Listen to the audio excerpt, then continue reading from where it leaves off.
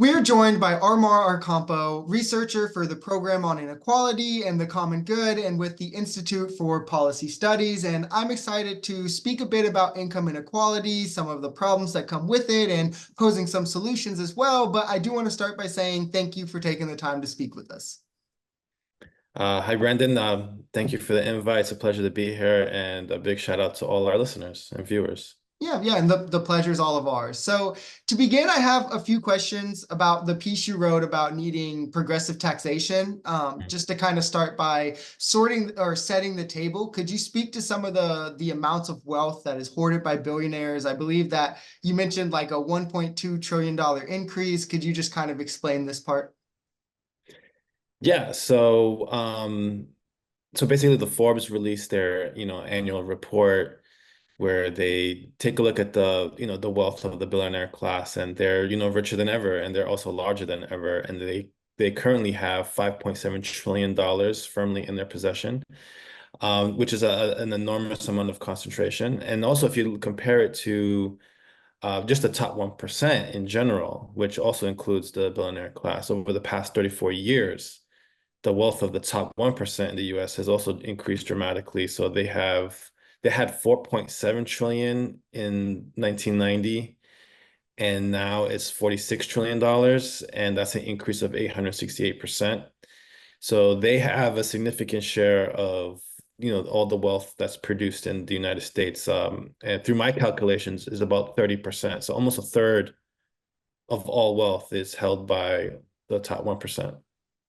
And another point that I think would be interesting to get into that would kind of help dispel the myths or the talking points against these kinds of conversations was, and I thought it was a really interesting point that you pointed to, most of the innovation in America is actually driven by people who make less than $50 million. Could you just kind of like expand on how that's true? Yeah, so that's actually based off research by Professor Gabriel Zuckman. He does really good work. So a lot of um, the talking points is that if you tax the rich, if you increase their taxes, they're not going to innovate. You're ruining, the profit incentive, and they're just not going to innovate, and people are not going to work because they're just going to tax it all the way. And that's simply not true. And through Professor Zuckman's research, it shows that the people who do most of the innovation actually have a net worth of less than 50 million. So to me, that suggests that people who are over 50 million, they're actually not investing or being innovative. It's what they're doing instead is they're gambling with their money, and they're looking for ways to expand their capital without necessarily being productive or in creating new jobs and innovating. They're just, rent seeking. So yeah, so the talking point that, hey, we're gonna ruin innovation, by, having a tax on billionaires is completely not held by the facts.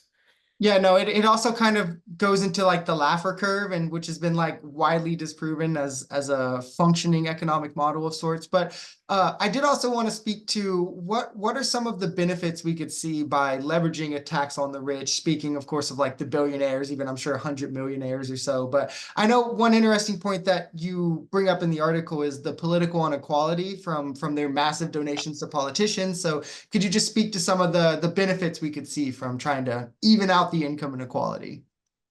Yeah, so I actually might go on a rant here. Go ahead.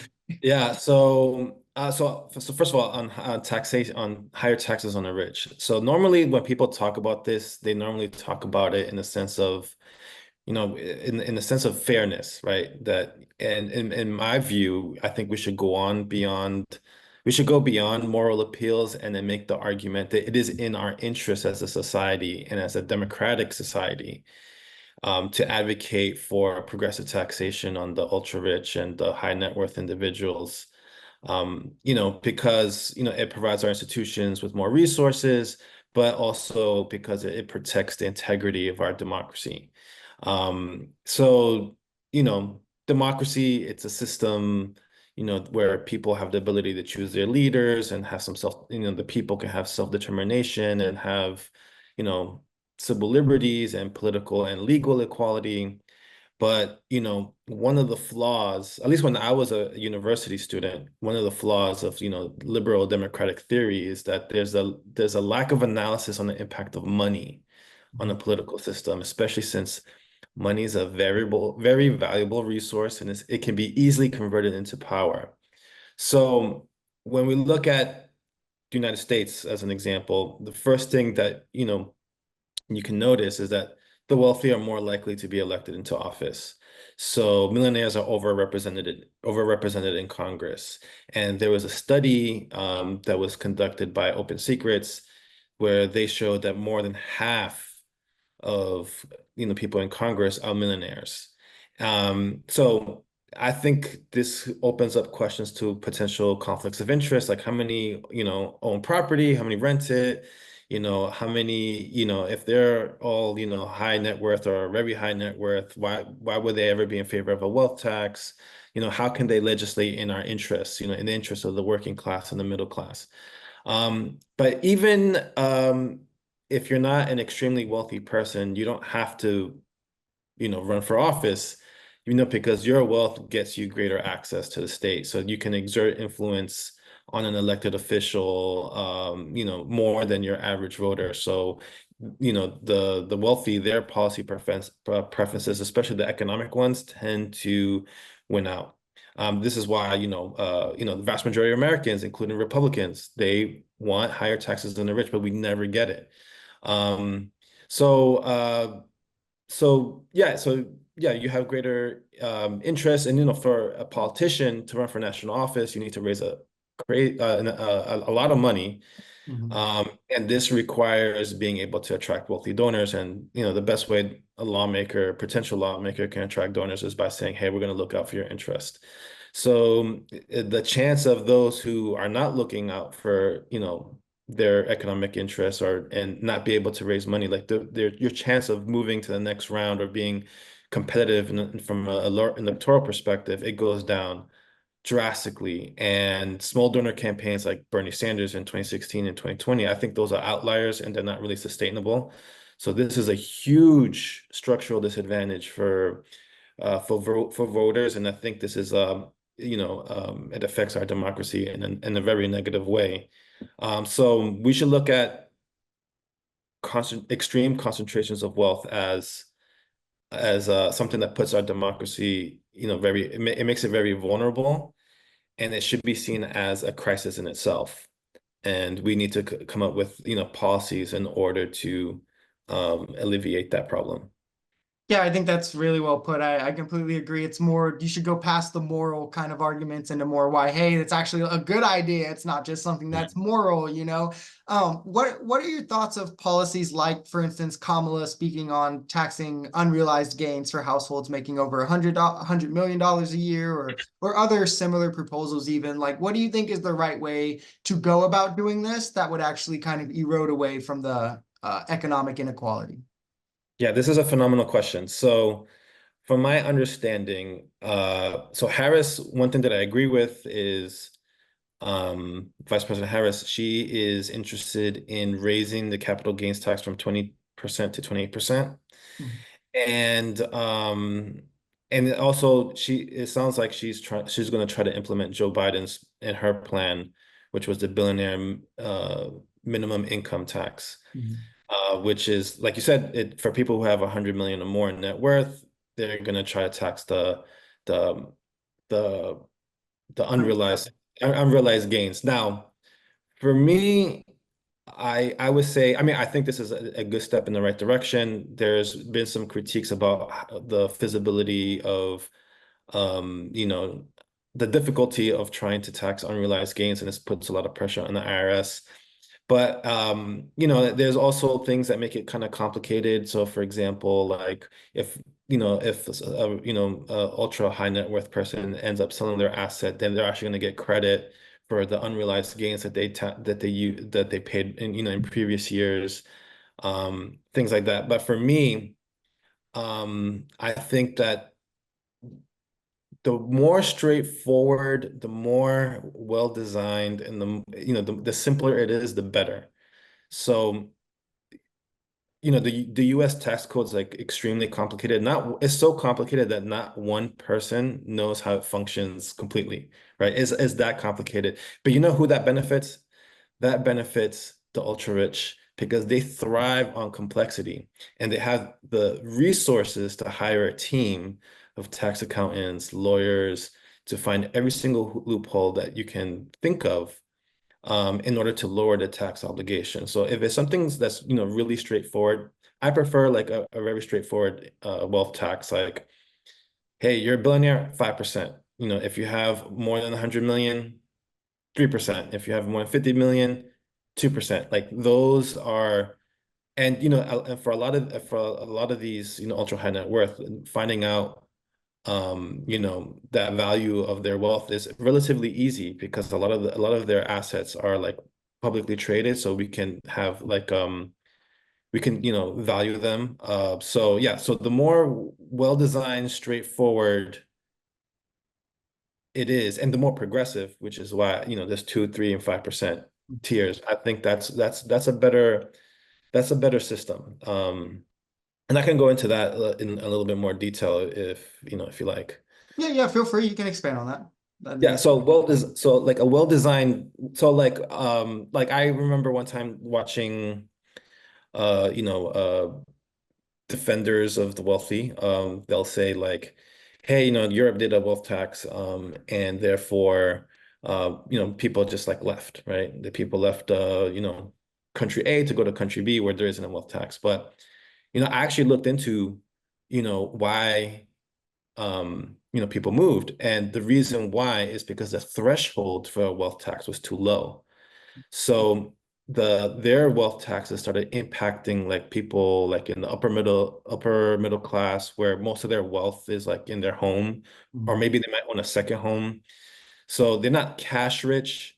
Their net worth might be like 6 million, but for them to pay that wealth tax was actually extremely difficult.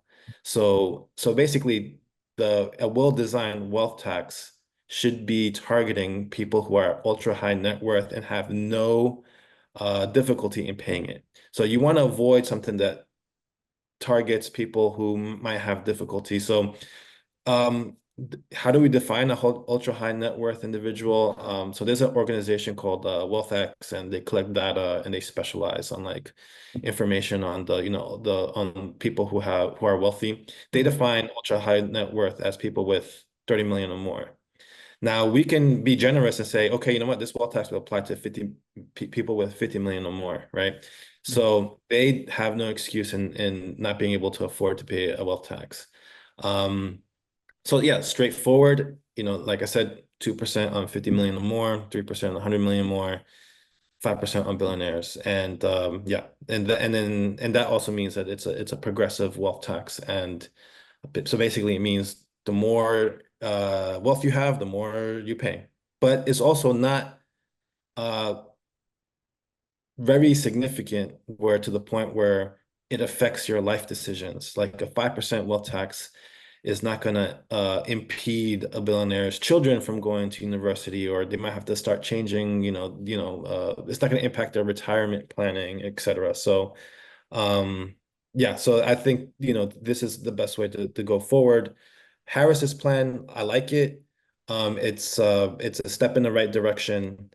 And yeah, but I'm, looking forward to, advocating for, more straightforward and well-designed wealth tax.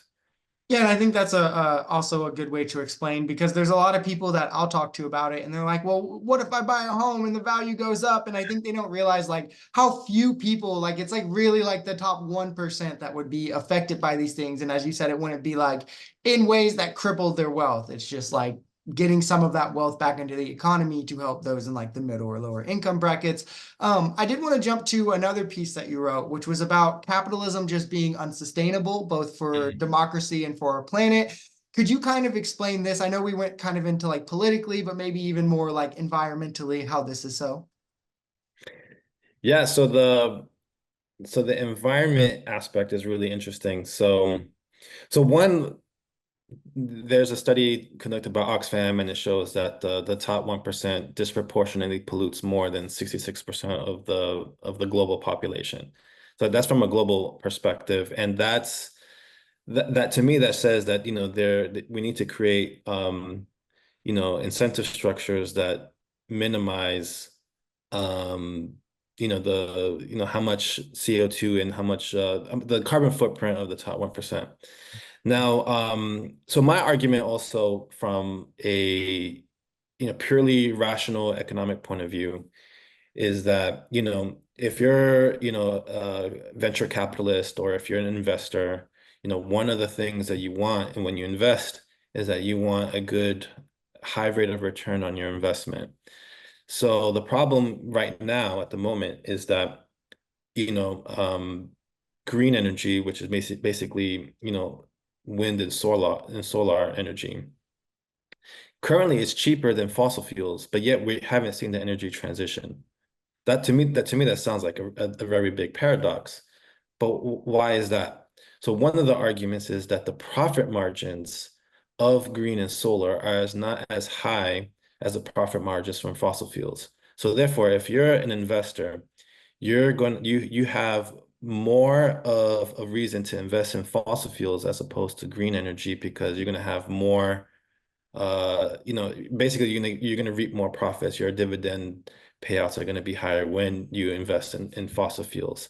So therefore, it is my contention that since the private sector is not going to do it, then we need to have the public sector step in and basically invest in the green transition in order for we can have a transition from fossil fuels to green energy. So I remember one of my lines in that article was it's more profitable to destroy the planet than to save it. So in order to save it, I think we need to have, a public sector that's dedicated to, transitioning, to make sure that all of our electricity generation comes from wind and solar, or at least the vast majority of it. And that's the best way we're going to lower our carbon footprint. And the way that we're going to meet our climate goals by 2050 and make sure that, the planet is not going to burn up. I mean, right now, as we speak, I'm currently in Miami, and Miami is about to be hit by a hurricane that I just read right before I came to do this interview, saying that that hurricane has intensified faster than anything they've ever seen before because the Gulf of Mexico is so hot. So it's definitely something that we need to invest in. And I think that's something that's really important to talk about, especially when, especially the right doesn't really understand economics and thinks that climate change is fake. So like it makes it a really hard sell on both ends to them. I want to jump to another piece. This one I think you co-authored about Black economic equality. So just to the extent that you can speak to maybe what was in the article, could you explain some of the disparities that were spoke on here? I think like household income was one, home ownership, like a divide, and that was also there.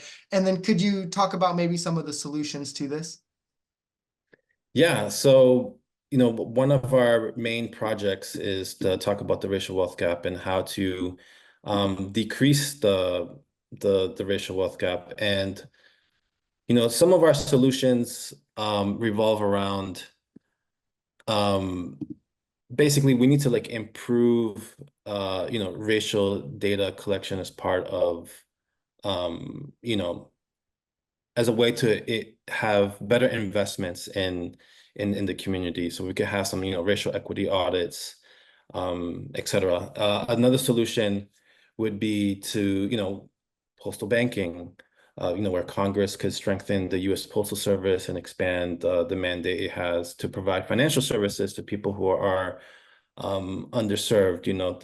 The Black American community, they're exposed more to predatory lenders. And there's been research that shows that 47% of Black Americans and 42% of Hispanic households there are underbanked, they're unbanked or underbanked.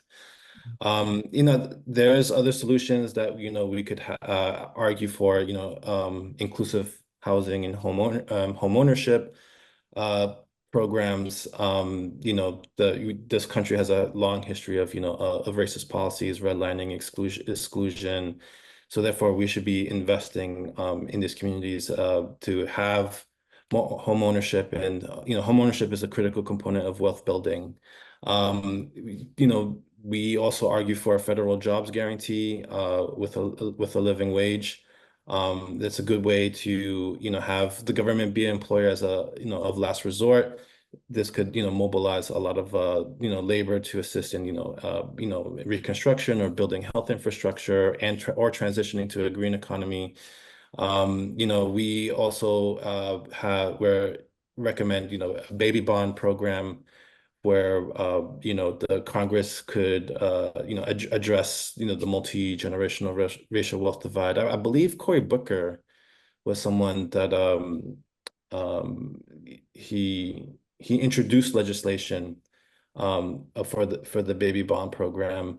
And these funds could be accessed when an individual reaches adulthood for wealth building investments like homeownership or starting up a business or going into education, because education is as you know, it's very expensive, and so therefore people don't have debt. I would also add, just canceling student debt. The Black women in general disproportionately hold a lot of the student debt. Some of the statistics and some of that in that article, it just shows that the racial wealth gap is not necessarily improving. That basically we need to do a lot of investments in order to have to close that gap and make us a more fairer, equitable, and prosperous society. And the last question I want to ask you had to do with, I think it was your most recent article for IPS, at least about affordable housing. Could you kind of talk about what the Homes Act is, like what it entails, and why you think it's such a viable solution to the affordable housing or just housing market problems in general? Yeah, so the Homes Act was also something that I think is definitely a step in the right direction. It's a step in the right direction because it's recognizing that the private market is unable and doesn't even have the incentive, I would argue, to provide affordable housing, at scale. So they might invest in affordable housing because there's this thing called the low income housing tax credit, and basically, you know, 67% of their housing costs gets covered through the tax credit, and they actually pay less. They actually earn more from the tax credit than they will actually invest in affordable housing. So it's not sufficient. So the Homes Act basically says, all right, we're going to create a government institution, um, a department where it would be responsible for social housing. And they would invest, I believe it was $300 billion over the next 10 years. And they will have construction done by union labor. Um, and the people who get priority access would be those with the lowest incomes. And their rents would be capped at 25%. And yeah, so I think, and basically it's insulated from the market, insulated in the sense that it is not, private equity can't come in and purchase it, or you can't charge market rents, or if, you know, because also like they also said like, once the social housing gets built, some of it might be public, others might be a community land trust, will get transferred to a community land trust, others might get, transferred to like a tenant housing cooperative. Um, so now you have, a stake in ownership, and if you want to move out and sell your stake, it can't be sold at a profit. So in order to ensure its affordability. So to me, the most important aspect of that, um, the Homes Act is the emphasis on a permanent affordability, because a lot of our affordable housing at the moment is actually not permanent. They have covenants, they expire within 15 to 30 years. And then after 15 to 30 years, they can begin charging market rents, or they can just sell the property at market price, right? So, and that leaves the tenant, um at a disadvantage. And the private equity is increasing their investment in affordable housing because they know that they can exploit that system, get the tax breaks, and then also find ways to underinvest in properties and have fees. And this mainly affects, low income households, black households, Hispanic households. So yeah, so we think that we're a big fan of the Homes Act because it's a step in the right direction, and that way, it's a step towards decommodifying the housing sector, and it's also a recognition that the neoliberal orthodoxy that has been part of has been like the hegemonic ideology for the past 50 years is just not gonna provide it's not gonna meet the demands of the of people who want affordable housing. Yeah, and Omar, I want to say thank you again for taking the time to speak with us. I'll have the articles that we talked about today linked in the description. We'd love to have you back on again to maybe speak about some of your other things you covered. It was a wonderful conversation. No, thank you. It was an absolute pleasure, and I look forward to coming back and and building this relationship. Awesome. Well, I hope you enjoy the rest of your day.